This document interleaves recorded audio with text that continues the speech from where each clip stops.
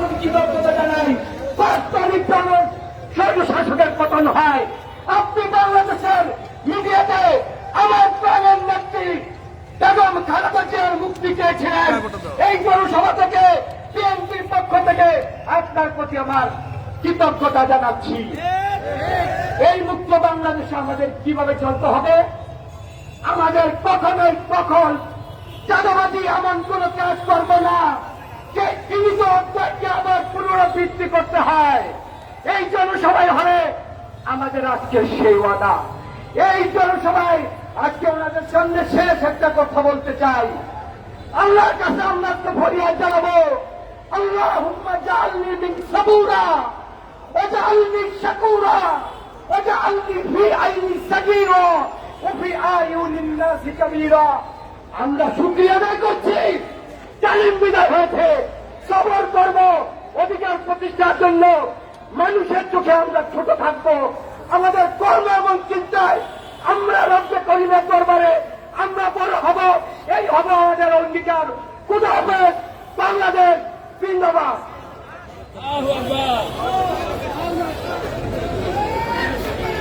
সংগ্রামী সাথী বন্ধুগণ, আজকের পথসভায় এ পর্যায়ে গুরুত্বপূর্ণ বক্তব্য রাখবেন বাংলাদেশ খেলাফত মজলিসের কেন্দ্রীয় যুগ্ম মহাসচিব কারা নির্যাতিত মজলুম আলেম জনাব মাওলানা আতাউল্লাহ আমিন।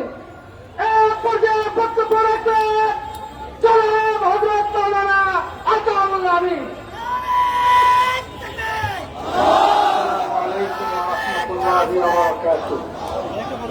إن الحمد لله والصلاة والسلام على رسول الله।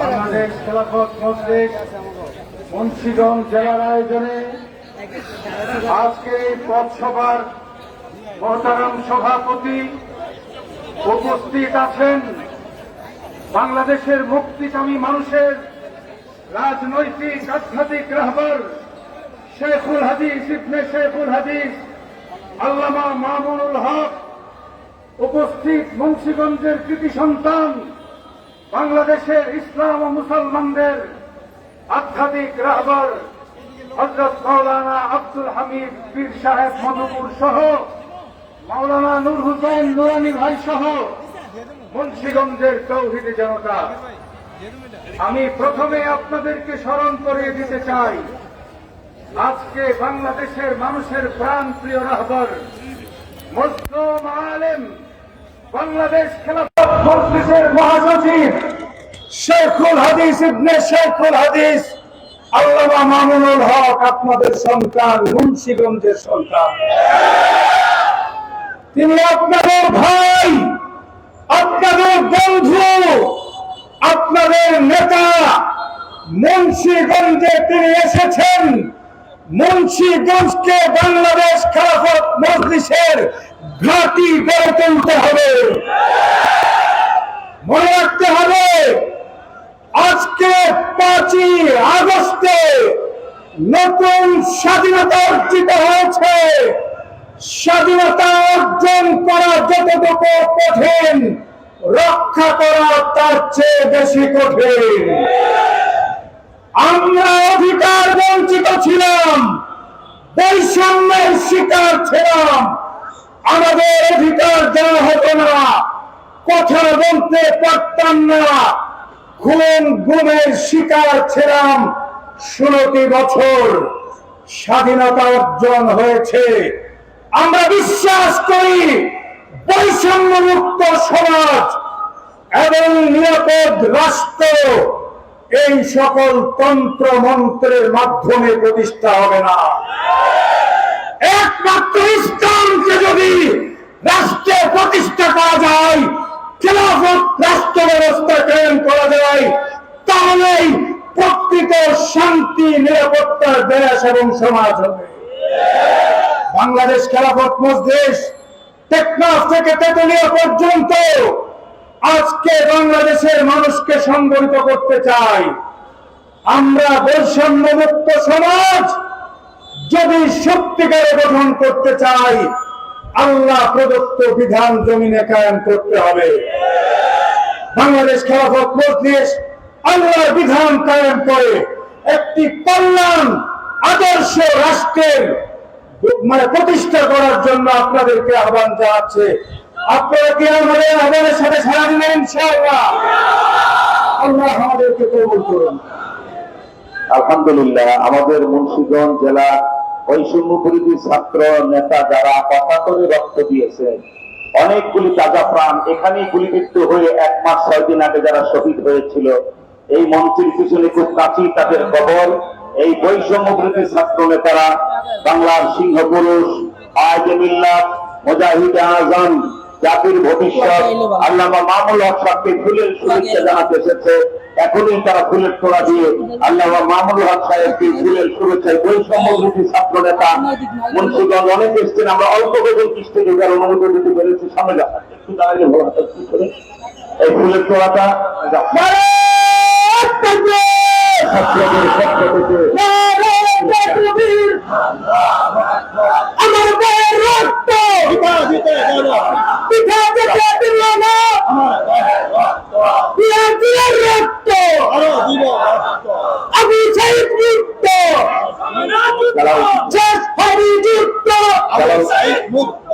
সংগ্রামী সাথী ও বন্ধুরা, আজকের পথসভা এক পর্যায়ে বক্তব্য রাখবেন কারা নির্যাতিত মাকলুম জনতা বাংলাদেশ খেলাফত মজলিস সংগ্রামী যুক্ত মহাসচিব মৌলানা জালালউদ্দিন আহমদ। বক্তব্য রাখবেন মৌলানা জালালউদ্দিন আহমদ।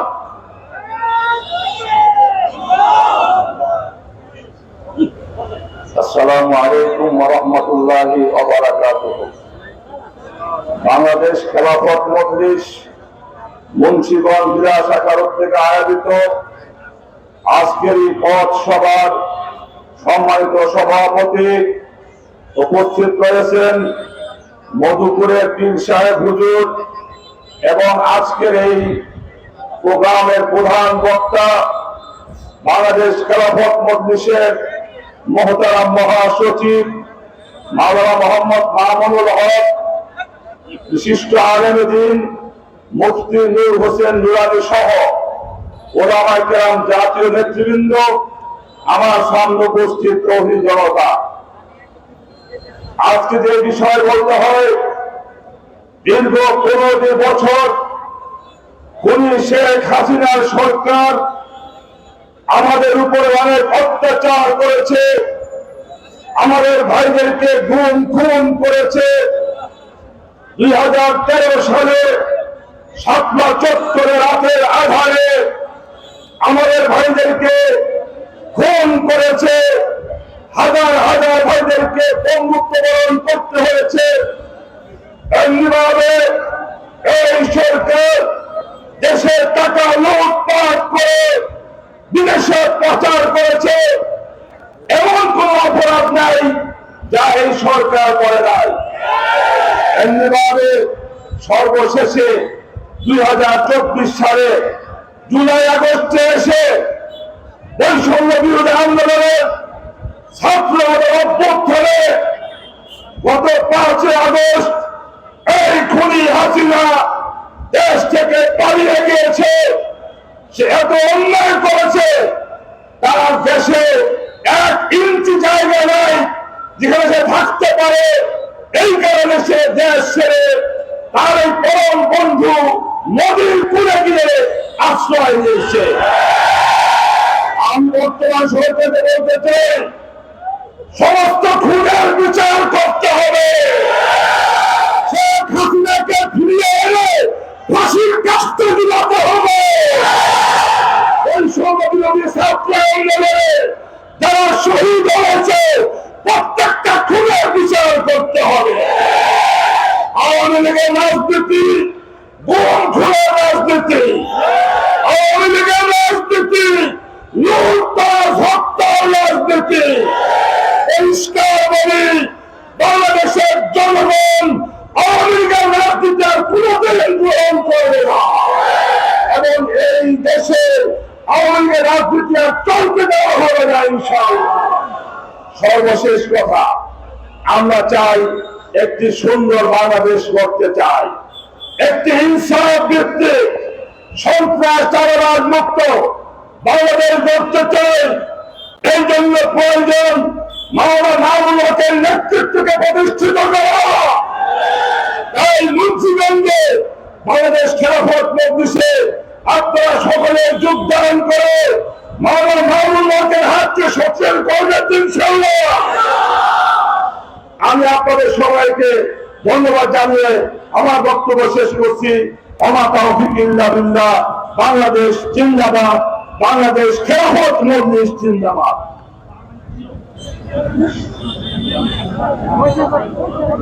সংগ্রামের উপস্থিতি আজকের পথসভা এ পর্যায়ে গুরুত্বপূর্ণ বক্তব্য পেশ করবেন কারাবীর জাতীয় মুসলিম জনতা হযরত মাওলানা মুফতি নূর হোসেন ওয়ালি। বক্তব্য রাখবেন হযরত মাওলানা মুফতি নূর হোসেন ওয়ালি। সময় লাগবে। আসসালামু আলাইকুম ওয়া রাহমাতুল্লাহ।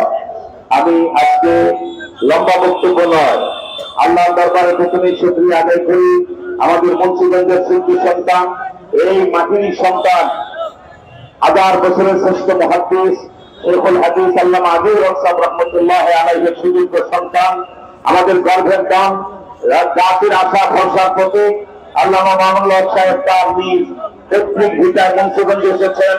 মুন্সিগঞ্জবাসীর পক্ষ থেকে আমরা তাকে স্বাগত জানাচ্ছি। আল্লাহর দরবারে শুকরিয়া আদায় করছি আলহামদুলিল্লাহ। শুধু দুইটি কথা বলবো, হাদিসের কুদসিতে আছে আল্লাহ পাক স্বয়ং বলেন, আর রিয়াউল দায়ী, অহংকার আমি আল্লাহর গায়ের চাদর। কেউ জমিনে অহংকার করলে তিনি রাতানা বাদশা আল্লাহ দেখেন না, মাটির সাথে মিশায় দেন, ঠিক কিনা বলেন?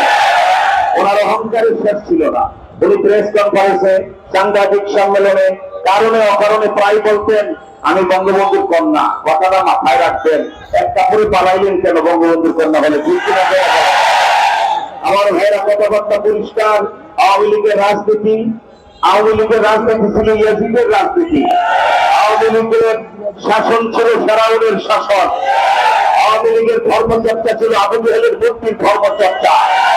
এই মূর্তির কারণে মিথ্যা মামলা দিয়ে আমাদেরকে জেল খাটিয়েছেন। আমি কারামুক্ত হওয়ার পরে চ্যালেঞ্জ দিয়েছিলাম যে 30 কিলোমিটার দূরে ছিলাম মুন্সিগঞ্জ শহরে, মুন্সিগঞ্জ সদর থানার ওসি আবু বকর রাত 2:30টায় মাহে রমজানে সেহরি খাওয়ার পূর্বে আমাকে যখন বিশাল বহর নিয়ে গ্রেফতার করতে গেলেন, নিজের পুলিশের উর্দি হাতে বালু ধরে বলেছিলেন, হুজুর এই পুলিশের পোশাকটা গায়ে রাখতে আর মনে চায় না কেন? 30 কিলোমিটার দূরে মাওয়ারের গলিতে গন্ডগোল হলো।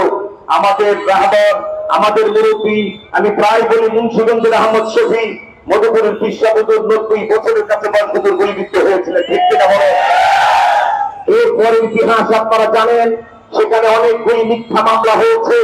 সেই মামলায় 30 কিলোমিটার দূরে হরতালের দিন 2021 সালে হেফাজতের হরতালে আমি মুন্সিগঞ্জ সদর থানার ওসি সহ ওই 9 নম্বর ওয়ার্ডে তার পুলিশের জন্য হলরুম খুলে দিলাম, ভিআইপি ভাগ্যম খুলে দিলাম। দুপুর বেলা পুলিশ শেখ হাসিনার আমার পকেটের 600 টাকা দিয়ে তরমুজ কিনে আমি পুলিশকে খাওয়াইলাম। এটা ভদ্রতা। কারো বাড়ির সামনে কেউ গেলে তার মেহমানদারি করতে হয়, ঠিক কিনা বলেন? ওটাই ওসি সাহেব বলেছেন, হুজুর সারাদিন আপনি এখানে ছিলেন, 30 কিলোমিটার দূরে একটা ঘটনা ঘটলো, সেই মামলায় আপনাকে গ্রেফতার করতে হবে, মুখ আল্লাহকে কিভাবে দেখাবো?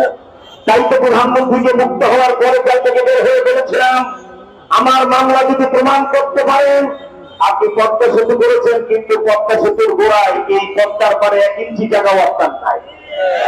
আমরাও শিল্পপতি কোটিপতি না, মুন্সিগঞ্জের মানুষ হওয়াতে পৈতৃক সম্পত্তি পদ্মার পারে 1 প্লটে আমার 186% জায়গা আছে। আপনার বোন রেহানাকে দেবো 1 বিঘা, আপনাকে দেবো 1 বিঘা, বাড়ি করে সিঙ্গাপুরের মতো থাকতেন, শুধু আমার মামলা প্রদান করে দেয়। সেটা প্রমাণ না করে আপনি পালিয়ে চলে গেলেন। আরেকটি বিষয় আপনাদের সামনে বলে, আমাদের যার বক্তব্য শোনার জন্য পথসভা জনসভায় পরিণত হয়েছে, তার বক্তব্য আপনারা শুনবেন। মুন্সিগঞ্জের ডিসি পালিয়েছেন, এসপি চলে গেছেন, মুন্সিগঞ্জ সদর থানার ওসি গেছেন, কিন্তু মুন্সিগঞ্জ জেলখানার জেল সুপার বিশ্বব্যাপী আওয়ামী লীগের দালাল প্রত্যেক রসিদে খবর কেন মুন্সিগঞ্জে প্রত্যেক মাসে 6 লক্ষ টাকা কারা ক্যান্টিন থেকে আপনি হারাম খান। আমি সতর্ক দেখেছি, আগামী 3 দিনের ভিতরে ডিসি সাহেবকে বলি, যদি মুন্সিগঞ্জ জেলখানার জেল সুপার করতে এখান থেকে তাড়িয়ে দেওয়া হয়, তার ভাগ্য হবে হাসিনার মতো। ঠিক কিনা বলে বলে, সুতরাং আপনি তাকে তাড়িয়ে দিয়ে নতুন আপনি জেল সুপার আনুন, আমরা স্বাগত জানাবো।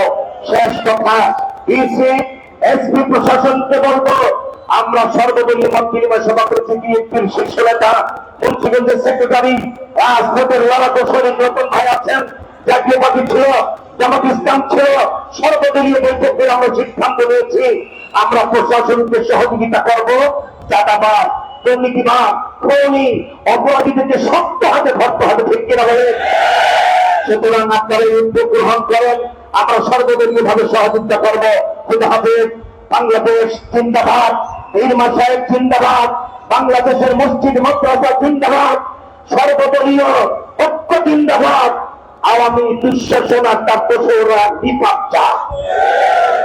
সংগ্রামী সাথী বন্ধুগণ, বাংলাদেশ খেলাফত মজলিস মুন্সিগঞ্জ জেলা শাখা কর্তৃক আয়োজিত বৈষম্য বিরোধী পথ সভার এ পর্যায়ে বক্তব্য রাখবেন আওয়ামী ফ্যাসিবাদের ভয়াবহ ষড়যন্ত্রের শিকার, বারবার নির্যাতিত আপসহীন জনতা শাইখুল হাদিস ইবনে শাইখুল হাদিস আল্লামা মামুনুল হক দাওয়াত বরাকাতুহু বাংলাদেশ খেলাফত মজলিসের সংগ্রামী মহাসচিব আল্লামা মামুনুল হক দাওয়াত বরাকাতুহু।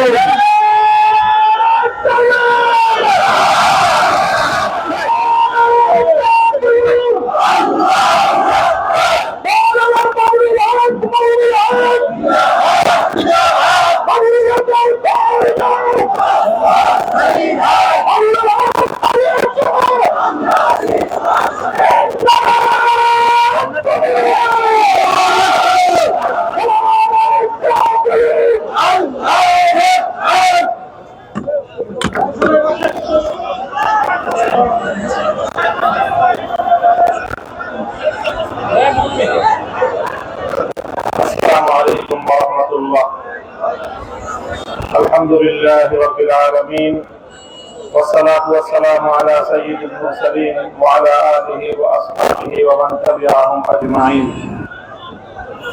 أعوذ بالله من الشيطان الرجيم. بسم الله الرحمن الرحيم. ولا تحسبن الله غافلا عما يعمل الظالمون. صدق الله العظيم. বাংলাদেশ খেলাফত মজলিস মুন্সিগঞ্জ শাখা কর্তৃক আয়োজিত আজকের এই পথ সভায় উপস্থিত সংগ্রামী সভাপতি, উপস্থিত রয়েছেন বাংলাদেশের অন্যতম শীর্ষ ইসলামী ব্যক্তিত্ব মজলুম আলেম দ্বীন আব্দুল হামিদ পীর সাহেব মধুপুর দামাত বারাকাতুহুম, উপস্থিত মুন্সিগঞ্জের সংগ্রামী আলেম দ্বীন মুফতি নূর হোসাইন দুরানি, উপস্থিত বাংলাদেশ খেলাফত মজলিসের কেন্দ্রীয় নেতৃবৃন্দ, জেলা শাখার নেতৃবৃন্দ, সহযোগী সংগঠন, বাংলাদেশ খেলাফত যুব মজলিস ও ছাত্র মজলিস সহ অন্যান্য সংগঠনের নেতৃবৃন্দ, মুন্সিগঞ্জের সর্বস্তরের তৌহিদি জনতা, আমি সর্বপ্রথম আল্লাহ পাক রব্বুল আলামিনের শুকরগুজারি আদায় করছি, যিনি এদেশের মানুষের বুকের উপর থেকে জগদ্দল পাথরের মতো চেপে বসা স্বৈরাচারী সময়ের ফেরাউন জালিম শাহী শেখ হাসিনার অপশাসনকে অপসারণ করে দিয়েছেন। এজন্য আল্লাহর দরবারে শুকরিয়া আদায় করি। আল্লাহুম্মা লাকাল হামদু ওয়া লাকাশ শুকর। আমি আজকের এই পথ সভার এ পর্যায়ে শেখ হাসিনার স্বৈরাচারী জুলুম এবং শোষণের দীর্ঘ 16 বছরে যারা অন্যায়ের প্রতিবাদ করতে গিয়ে, ন্যায় এবং ইনসাফ প্রতিষ্ঠা করতে গিয়ে, হকের পক্ষে কথা বলতে গিয়ে যাদের জীবন গিয়েছে, প্রাণ গিয়েছে। 2009 সালের পিলখানা ট্র্যাজেডি, 2013 সালের শাপলা চত্বরের গণহত্যা, 2015-16 সালের বিরোধী মহাপথের দমন, 2021 সালের নরেন্দ্র মোদী বিরোধী আন্দোলনে আত্মদানকারী হেফাজতে ইসলাম বাংলাদেশের নেতাকর্মী, সর্বশেষ 2024 সালে বৈষম্য বিরোধী ছাত্র আন্দোলনের শাহাদাত বরণকারী সহস্রাধিক বাংলা দামাল সন্তানদেরকে, শিশু থেকে নিয়ে শুরু করে আবার বৃদ্ধ বনিতা পর্যন্ত শাহাদাত বরণকারী সকল শহীদদের রূহের মাগফিরাত কামনা করছি এবং আল্লাহ রাব্বুল আলামিনের দরবারে দোয়া করছি এই সকল শহীদানের রক্তের বিনিময়ে বাংলাদেশকে যেন তিনি সকল অন্যায় এবং অপশাসন থেকে মুক্ত একটি স্বাধীন ভূখণ্ড হিসেবে কবুল করেন। সংগ্রামী সাথী ও বন্ধুগণ, এই যে একটি সংগ্রামের মধ্য দিয়ে 5ই আগস্ট বাংলাদেশ একটি নতুন বাংলাদেশে রূপান্তরিত হওয়ার স্বপ্ন মানুষের চোখে ভেসে উঠেছে। এদেশের মানুষ নতুন একটি বাংলাদেশ দেখার স্বপ্নে বিভোর হয়েছে। এই পর্যায়ে দেশের সচেতন জনতাকে, বিশেষ করে আমি বলবো ছাত্র সমাজ এবং আলেম সমাজ, এই দুই সমাজকে আগামীর বাংলাদেশ বিনির্মাণে তাদেরকে গুরুত্বপূর্ণ ভূমিকা পালন করতে হবে। মনে রাখতে হবে, কথা বারবার আমরা বলছি, স্বাধীনতা অর্জন করা যতটা কঠিন, স্বাধীনতা রক্ষা করা তার চেয়ে বড় কঠিন বিষয়। সেই তিক্ত অভিজ্ঞতা বাংলাদেশের মানুষের রয়েছে।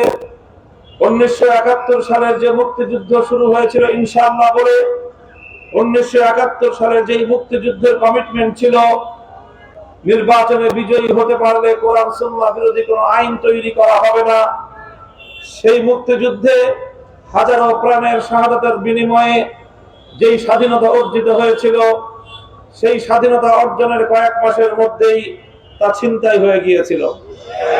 71-এর মুক্তিযুদ্ধকে ছিনতাইয়ের মাধ্যমে পার্শ্ববর্তী বন্ধুবরূপী রাষ্ট্র বাংলাদেশের বুকের উপর মুক্তিযুদ্ধের চেতনা বিরোধী মৌল নীতিমালার আলোকে একটি গণ অভিপ্রায়ের বিরুদ্ধবাদী সংবিধান বাংলাদেশের মানুষের উপর চাপিয়ে দিয়েছিল।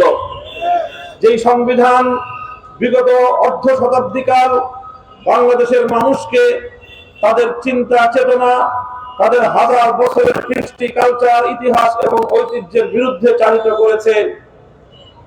তাই সেই তিক্ত অভিজ্ঞতার ভিত্তিতে আমরা বলতে চাই, 5ই আগস্টের এই বিপ্লবকেও আগামী দিনে বিভ্রান্ত করবার জন্য অনেক ষড়যন্ত্র পরিচালিত হবে। এজন্য এদেশের ছাত্র সমাজকে সচেতন থাকতে হবে, এদেশের আলেম সমাজকে সোচ্চার থাকতে হবে। বিগত স্বৈরাচারী জালিম শেখ হাসিনার রাজনীতিটা আমাদেরকে প্রথমে বুঝতে হবে এবং সেই শেখ হাসিনার রাজনীতির পতনের যে মূল চেতনা ছিল, সেই চেতনাটাকে আমাদেরকে অনুধাবন করতে হবে। আমি বলি, শেখ হাসিনার রাজনীতির ছিল দুটি মূলনীতি। প্রথম মূলনীতি ছিল শেখ হাসিনার প্রতিশোধের রাজনীতি। শেখ হাসিনার রাজনীতির দ্বিতীয় মূলনীতি ছিল বিভাজনের রাজনীতি। 1975 সালে বঙ্গবন্ধু শেখ মুজিবুর রহমান সাহেব তার বাকশাল গঠনের কারণে একটি যখন অভ্যুত্থানের শিকার হন, 30,000 মায়ের বুক খালি করে বাকশাল বাংলাদেশের মানুষের অধিকার, মৌলিক অধিকারগুলোকে বুটের তলায় পায়ের নিচে পিষ্ট করেছিল, যার অনিবার্য পরিণাম ছিল 1975-এর 15ই আগস্ট। শেখ হাসিনা শুধুমাত্র তার বাবার হত্যাকাণ্ডের কথাই মনে রেখেছিল, কিন্তু এদেশের 30,000 মায়ের বুক খালি করা সন্তানদের কথা সে মনে রাখে নাই। 1975 সালে তখনই আন্তর্জাতিক মিডিয়ায় শেখ হাসিনা সাক্ষাৎকারে বলেছিল, যে জাতি তার বাবাকে হত্যা করেছে তিনি সেই জাতির কাছ থেকে প্রতিশোধ গ্রহণ করবেন। 75 সাল থেকেই শেখ হাসিনার রাজনীতিতে পদার্পণ ছিল বাংলাদেশের মানুষের কাছ থেকে প্রতিশোধ গ্রহণ করার মানসিকতা।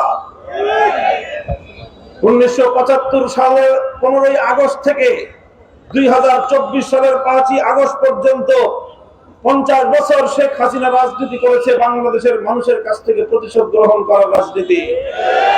এদেশের মানুষকে কিভাবে দাবায় রাখা যায়, এদেশের মানুষকে কিভাবে ছোট করা যায়, এদেশ থেকে কিভাবে পুরো দেশের অন্য বিদেশি আরেকটি রাষ্ট্রের গোলামে রূপান্তরিত করা যায়, এটাই ছিল বাংলাদেশ শেখ হাসিনার রাজনীতির মূল কথা।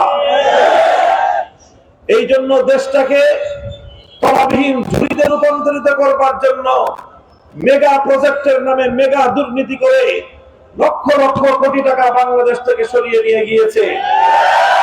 বাংলাদেশের রেমিটেন্স যোদ্ধারা মাথার ঘাম পায়ে ফেলে সারা বিশ্ব থেকে তারা রেমিটেন্স পাঠায়।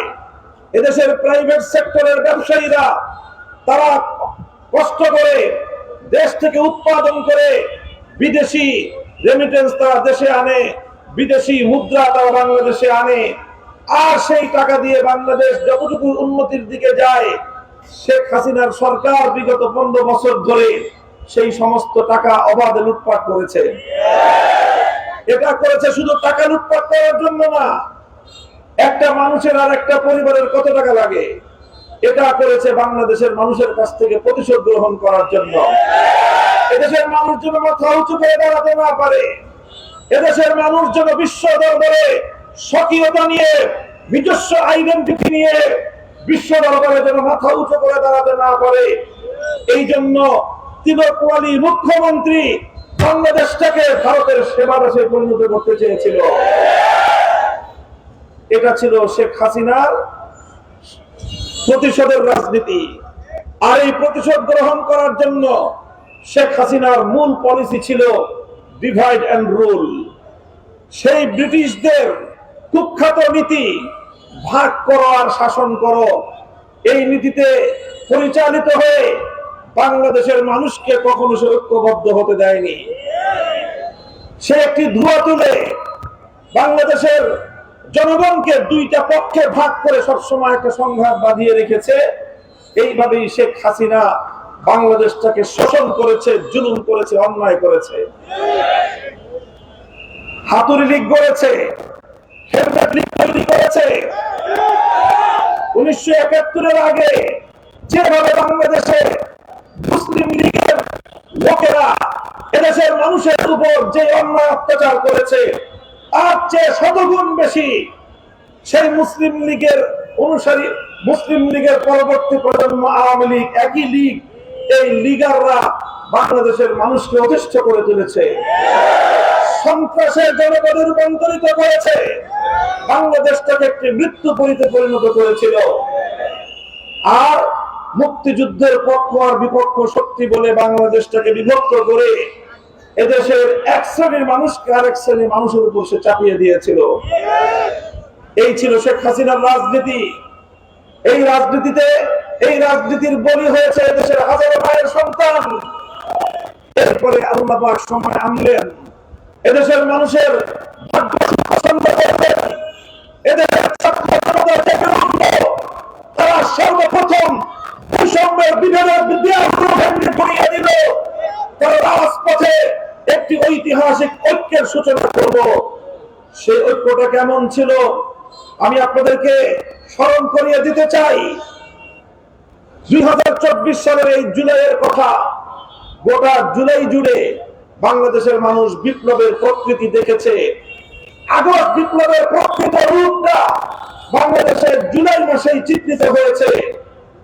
জুলাই মাসে আমরা দেখেছি আমাদের সন্তানেরা বিভিন্ন শিক্ষাঙ্গন থেকে বেরিয়ে আসছে, স্কুল থেকে চলে আসছে, কলেজ ইউনিভার্সিটি থেকে আমার সন্তানরা এসেছে, মাদ্রাসাগুলো থেকে ভাঙ্গা জোয়ারের মতো আমার সন্তানরা একই সারিতে দাঁড়িয়ে টেকনাফ থেকে তেতুলিয়া পর্যন্ত সকল বিভাগের দেয়াল ভেঙে গুড়িয়ে দিয়ে ছাত্র জনতা ঐতিহাসিক ঐক্যের ভিত রচনা করেছিল। সেই ঐক্যের চিত্র আপনারা গণমাধ্যমে দেখেছেন। আমার ছেলেরা সংগ্রাম করছে, মিছিল করছে, স্লোগানে স্লোগানে রাজপথ উত্তাল করে তুলছে। আজানের সময় হলো, সঙ্গে সঙ্গে একজন ভার্সিটির ছাত্র আল্লাহু আকবার আজান দিল, আরেকটা কলেজের ছাত্র সামনে দাঁড়িয়ে ইমামতি করলো। যে রাজপথে তারা সংগ্রাম করেছিল, সে রাজপথের উত্তপ্ত পিচকে তারা জায়নামাজ বানিয়ে আল্লাহর দরবারে তারা সিজদা লুটিয়ে পড়েছিল। এটাই ছিল আগস্ট বিপ্লবের চেতনার মূল প্রেরণা, এটাই ছিল আগস্ট বিপ্লবের মূল শক্তি। এই শক্তিকে যদি কেউ ধ্বংস করতে চায়, এই বিপ্লব থেকে যদি কেউ আল্লাহর নামকে মাইনাস করতে চায়, আবার তাদের বিরুদ্ধে গর্জে উঠতে হবে।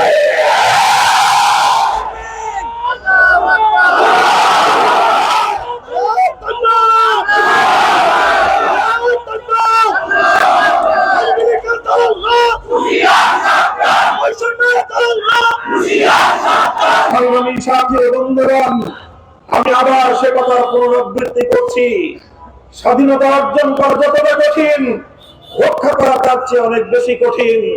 হে আমার ছাত্র জনতা, বৈষম্য বিরোধী আন্দোলনের সন্তানেরা, তোমরা এদেশের মানুষের বুকের মধ্যে নতুন স্বপ্ন তৈরি করেছ। এদেশের মানুষকে তোমরা নতুন করে স্বপ্ন দেখাতে শিখিয়েছ। এদেশের মানুষ তারা মনে করেছিল শেখ হাসিনার জাতাকল থেকে বুঝি মুক্তির কোন পথ নেই। কি বলেন? এমনটাই এদেশের মানুষ 2024 সালের 7ই জানুয়ারি মার্কা নির্বাচনের পর মানুষ মনে করেছিল শেখ হাসিনা যতদিন হায়াতে আছে ততদিন আর আমাদের বাঁচার মনে হয় কোন রাস্তা নাই। শেখ হাসিনাও মনে করেছিল, ওবায়দুল কাদের বলতো মানুষ আর বাঁচে কয়দিন, যতদিন বাঁচবেন শেখ হাসিনাই ক্ষমতায় থাকবেন। মা যালামতুম ইয়াখরুজু ওয়া যান্নু আন্নাহুম মানিআতুহুম হুসুনুহুম মিনাল্লাহ ফাতাহুমুল্লাহু মিন হাইসু লাম ইয়াহতাসিবু। জনগণ, তোমরা মনে করেছিলে শেখ হাসিনাকে বুঝি ধরার কোনো শক্তি নাই।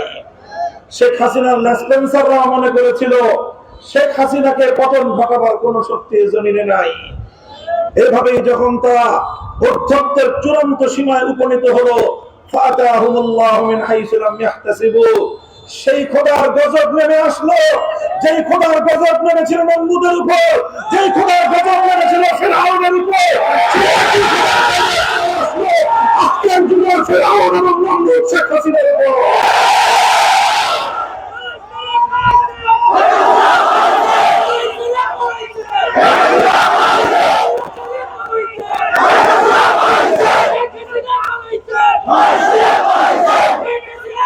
আগামী দিনে যারা রাষ্ট্র এবং রাজনীতি নিয়ে কাজ করতে চান, আমি আপনাদের ভাই হিসেবে সকলকে আমি এই কথাটুকু স্মরণ করিয়ে রাখতে চাই। আগামী দিনে মনে রাখবেন, এই মহাবিশ্বের মধ্যে আমার আল্লাহ ছাড়া আর কোন পরাক্রমশালী নাই, আর কোন পরাক্রমশালী নাই। আল্লাহ সাহায্য দিয়ে আল্লাহর বান্দা যখন মাঠে নেমে আসে, পৃথিবীর সমস্ত স্বৈরাচার বন্ধ কষা করে ভেসে যায়।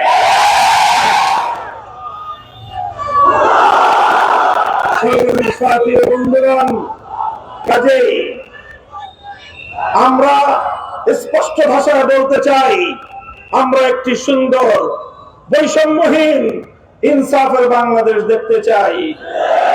চাঁদাবাজি মুক্ত, সন্ত্রাস মুক্ত একটি নিরাপদ জনপদ আমরা দেখতে চাই।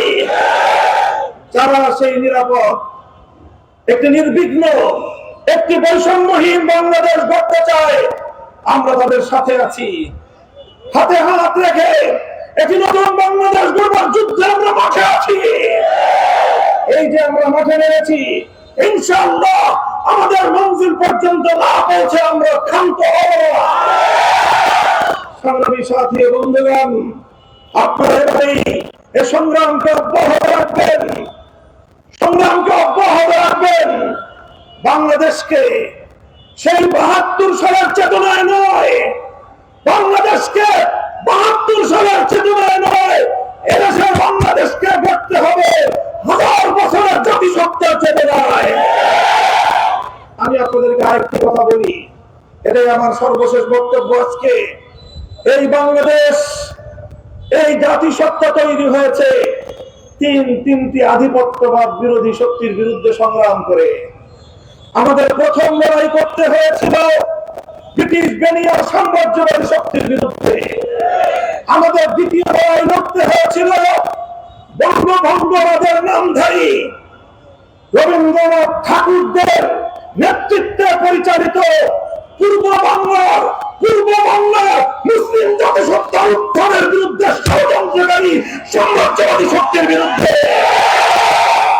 এরপর আমাদের তৃতীয় সংগ্রাম ছিল পশ্চিম পাকিস্তানি খান পাঠানদের বিরুদ্ধে। আমরা খান পাঠানদের দৌরাত্ম্য মানি নাই, আমরা দাদা বাবুদের আধিপত্য মানি নাই, আমরা ইংরেজ লাল বেনিয়াদের আধিপত্য মানি নাই। সেই বাংলাদেশ আজকের এই মুসলিম বাংলাদেশ।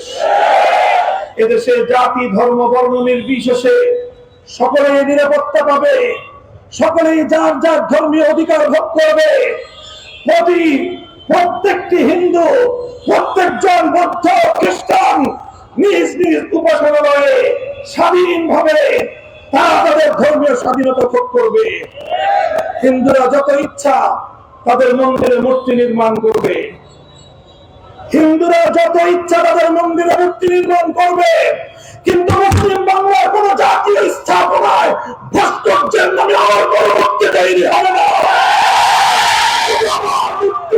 আসে সে মূর্তির গলায় দড়ি বেঁধে আবার দুই বাংলায় বসানো হবে।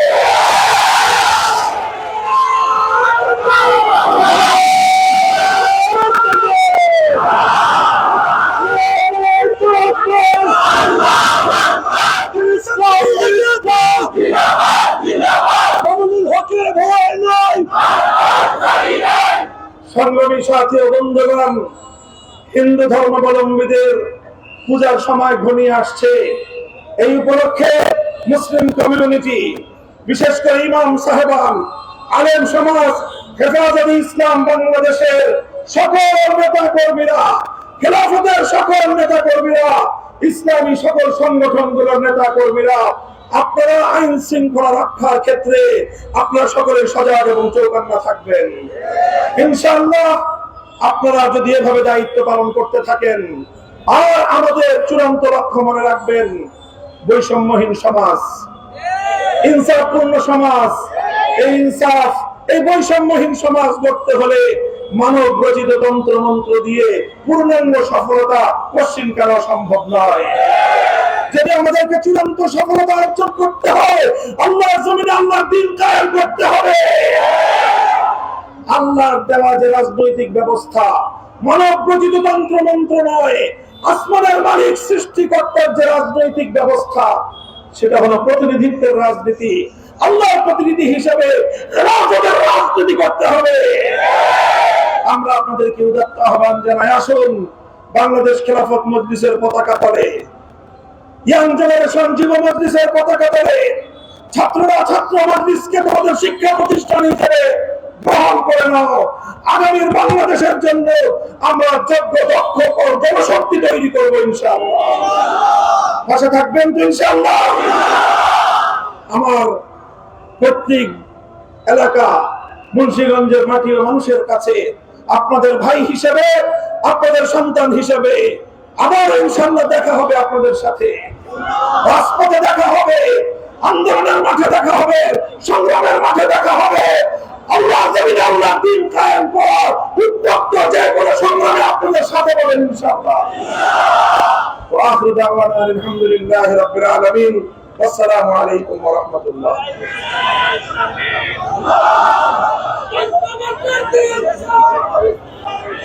সংগ্রামী সাথী বন্ধুগণ, এ পর্যায়ে প্রধান অতিথির ভাষণ দেবেন এবং বৈষম্য বিরোধী ছাত্র আন্দোলনের নিহতদের উদ্দেশ্যে দোয়া পরিচালনা করবেন হেফাজতে ইসলাম বাংলাদেশের কেন্দ্রীয় আমির বর্ষিয়ান আলমদিন আল্লামা আব্দুল হামিদ পীর সাহেব বলবেন। আল্লামা আব্দুল হামিদ পীর সাহেব বলবেন।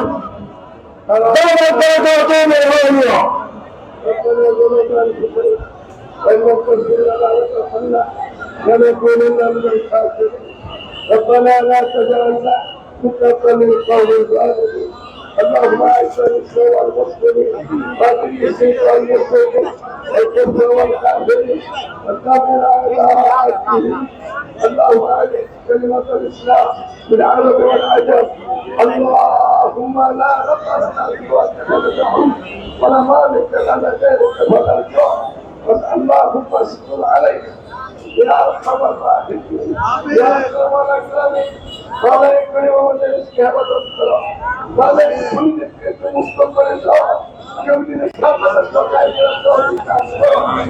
মুর্শিদের দেশ খানার জেলার সম্বন্ধে বলতেছি মুর্শিদের কর্মকর্তাদেরকে আগামী 72 ঘন্টার ভিতরে জানিয়েছেন না হয়তো জনগণ এসে জেলখানাতে ঢুকবে